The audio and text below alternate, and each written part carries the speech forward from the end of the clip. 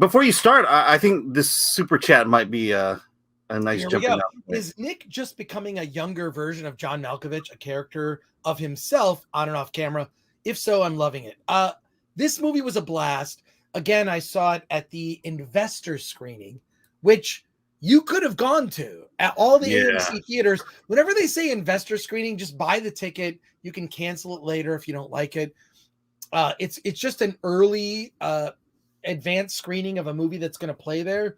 So I grabbed it and I got to see it. I got to see the film with a bunch of other paying customers at an AMC in Burbank, at the Burbank 16, which has the giant 7-foot Batman statue outside of it. We have to go there. Alan, we have to go there together at some point. I know you're like south of me, but like you gotta come there and there you go. And Patrick Lemire says, look, this is Being Ing.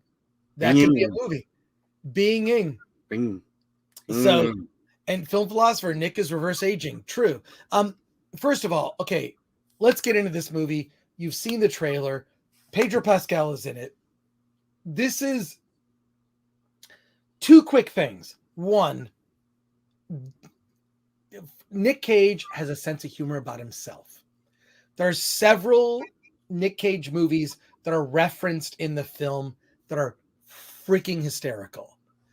They're hysterical. Like you see clips from Nic Cage movies, you see Nic Cage watching Nic Cage movies. Nic Cage plays a version of himself, as we saw in the interview. It's not quite who he really is. It's sort of an exaggerated version. The opening scene in the movie, I'm not going to ruin anything in the second half. So, if you think these might be spoilers for you, please bow out. But the opening scene in the movie is Nic Cage talking to David Gordon Green, the director, and he's talking to him about being in a movie. And Nic Cage is so desperate to do the movie because he needs money that he kind of does the audition as he's grabbing an Uber, and it's sort of humiliating and it's funny. And then you see him, like you see in the trailer, he's offered $1 million to go to this dude's birthday party. He's going to be at his birthday party because he's a huge Nic Cage fan. So he goes there and everything goes awry. And he has like a Nic Cage statue. He has collectibles from Nic Cage movies, which is awesome. And Nic Cage like plays a different version of himself. He gets involved with the CIA, who's trying to infiltrate, like, so there's criminal activity happening within this family. And Nic Cage is kind of recruited to be a part of that. So Nic Cage has to kind of be the Nic Cage we've seen in Nic Cage movies, but he's actually Nic Cage, who isn't that. So it's this whole, like, I don't know. It's like, this is what I admire about Nic Cage, because we've seen a lot of Nic Cage movies. Did you see Pig earlier this year? Oh yeah. I loved Pig. I loved Pig. Like the whole where he's talking about just food and cooking and like it's a beautiful film. So, and someone here referenced RMFX references JCVD. I saw that movie. It's great. It's where Jean-Claude Van Damme basically plays himself. It's kind of like that. This is much more, this is a comedy. This is straight up a comedy. So, Unbearable Weight of Massive Talent is a comedy, and it's also a Nic Cage movie because it does all the things that Nic Cage movies do really well, which I love. So I don't know. David Chung says, I love Pig and Mandy. Mandy's one of my absolute favorites. I have the soundtrack to that movie, which I play in my car. I love it.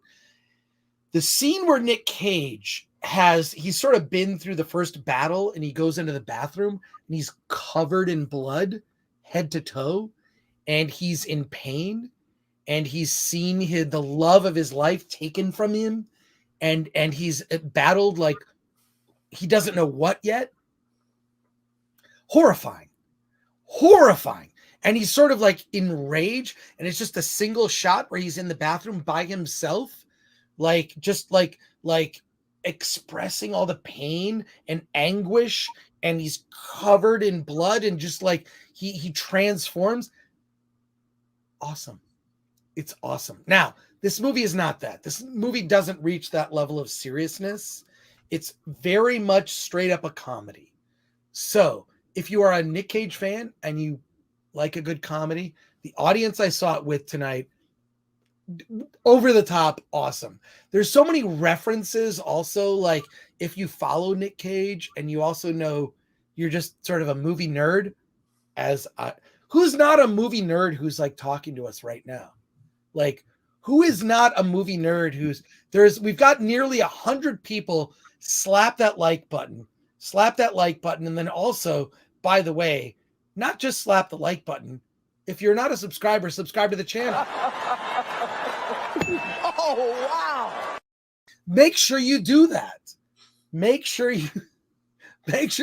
Because when we get to 40,000 subs, that will unlock an Alan video that Alan.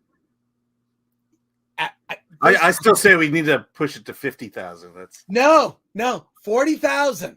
We're nearly there because first of all, I want to watch your reaction. So I want to see Alan's reaction to the video of Alan. So let me ask you this about the movie. What? 2 movies ago, he did Willy's Wonderland. He didn't speak in it. Yes. Pig is basically an action movie where he throws no punches. Is this a nice evolution of that, or is it, does it kind of throw his it's an amalgam. It's an amalgam. Like, he does get into action Nic Cage mode, but he's Nic Cage the actor who doesn't do that. So he's very like reticent about like using guns, using knives, like these things come into play. But he's Nic Cage the actor, so he's not good at it, which is actually adds to the humor. And Pedro Pascal is also like, there are things revealed about his character. I assume people have seen the trailer. I like to, when we talk about reviews and talk about movies that people haven't seen yet, I like to make sure that we don't go beyond the trailer. So if you've seen the trailer, I'll talk about like things that are in the trailer. Pedro Pascal is in it, and like there's a great, oh my God, one of the best scenes. And it's in the trailer, they do a shortened version of it, but it's so good. There's this wall. There's a wall, and Nic Cage has to like get up this wall, and he's grabbing Pedro, and he can't help him. He's just like, "Oh, I'm sorry, I'm leaving you to die." And he goes beyond the wall, and then like, Pedro Pascal just walks around. He's like, "Oh, I could have just walked around." That is so.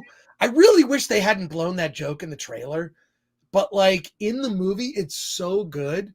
It's played so well. So, yeah.